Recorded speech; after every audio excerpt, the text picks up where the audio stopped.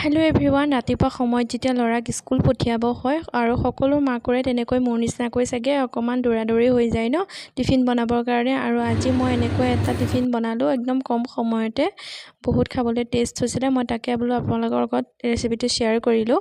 এইফালে দিলোঁ নহৰু আদা সৰু সৰুকৈ কাটি দি দিলোঁ, লগতে পনীৰ, বন্ধাকবি আৰু পিঁয়াজ আৰু বিলাহী এইখিনি টুকুৰা টুকুৰকৈ অকণমান ডাঙৰকৈ কাটিছোঁ। আৰু কাটি মই বাটাৰ দি পেলাই পেনখনত এয়া দি দিলোঁ আৰু অকণমান দিছোঁ মই জালুক।